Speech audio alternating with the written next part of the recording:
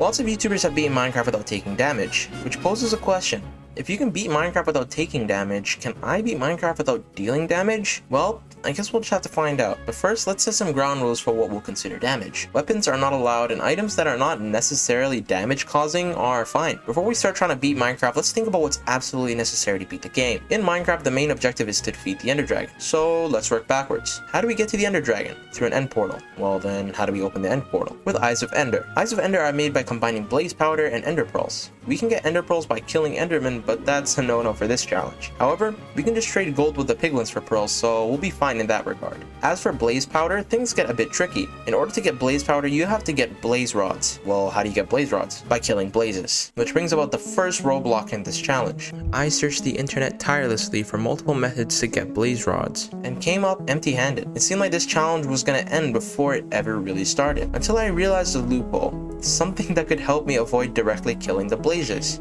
Snowballs. Technically, snowballs deal no damage to players, meaning that they were 100% valid for this challenge. Alright, so we've got Eyes of Ender down. Things are looking good, and with a decent plan in mind, let's get to work. So I spawned next to a village and quickly robbed the villagers of everything they had. I headed up a snowy mountain and grabbed a couple of stacks of snowballs. I then started mining so I could find some of the vital resources I would need for this challenge, such as iron and gold. I need some iron to make a bucket for my makeshift nether portal, as well as some iron armor and some gold armor so I could avoid fighting any piglins. When trying to get a source of water, I accidentally stared at an enderman straight in the eyes, and since I couldn't fight back, I was forced to stand there and take the hits until I died. Oh hell no. I respawned to the village and headed back to my mining hole as soon as possible. Thank God I managed to get my stuff back. I grabbed some water and mined enough iron to make a shield and some armor. I also managed to get enough gold to make gold leggings. We had a couple of problems here and there, but things overall were looking pretty good. After using my bucket, I used my awesome speedrunner strategies to build a nether portal. After entering the nether, I secured my portal with dirt because I'm not trying to die.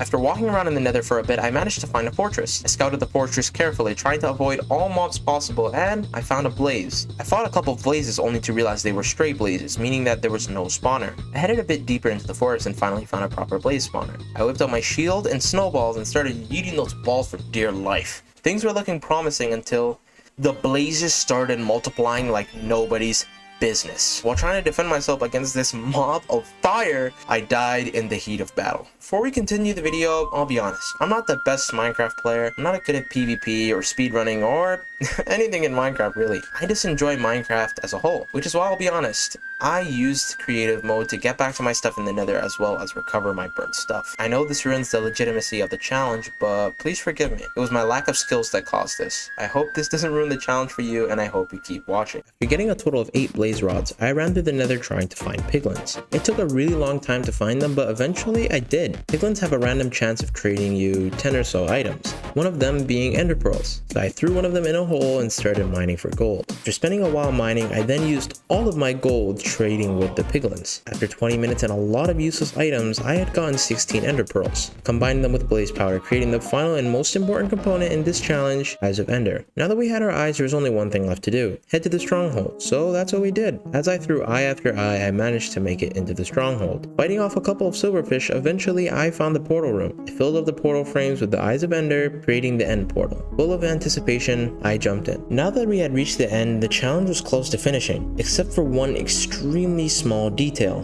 the Ender Dragon itself. How the hell could I manage to kill this beast without it taking damage? It's not like it had an innate weakness I could exploit like the blaze. I brainstormed all kinds of weird ideas. I thought of creating an army of 1,000 iron golems. Didn't work. I thought of using withers, but they weren't able to hit the dragon's hitbox for some reason. I thought of making an army of like 1,000,000 bees, but that didn't seem possible either. I even thought of taking the easy way out and arguing whether beds counted as damage, until a thought struck me. One so simple it surprised me I hadn't thought of it before: blowing her to kingdom come with good old TNT. Now hold up just a second. TNT? Are you dumb? That's literally the poster boy for damage in Minecraft. The hell is TNT gonna do for you? Ah, my boy, that's where you're wrong. When I started this challenge, I said that I wasn't allowed to deal damage. See? Look, if you can beat Minecraft without taking damage, can I beat Minecraft without dealing damage? Now, I want you to take a look at the this huge mountain of TNT. Dangerous, right? Wrong. If you were to not touch or activate this TNT, then nothing would happen. Only if it explodes is it dangerous. But before then, it's 100% harmless. So here's my plan. I'm gonna tame a wolf and bring it with me into the end. I'll place all of my TNT around the Ender Dragon's perching site and drop my wolf onto a pressure plate. Since I myself have not stepped on the pressure plate, my wolf will technically be the one dealing damage. Another question you may have is, Venous, how the heck are you gonna get enough TNT to kill the dragon? Well, I'll be honest, there is no easy way to get gunpowder without killing creepers, so I had to do it the good old-fashioned way. Lots and lots of elbow grease. Desert temples, shipwrecks, hell, even dungeons. I spent almost a full day getting enough supplies for this TNT. I headed back to the coordinates for the end portal, ready to end this.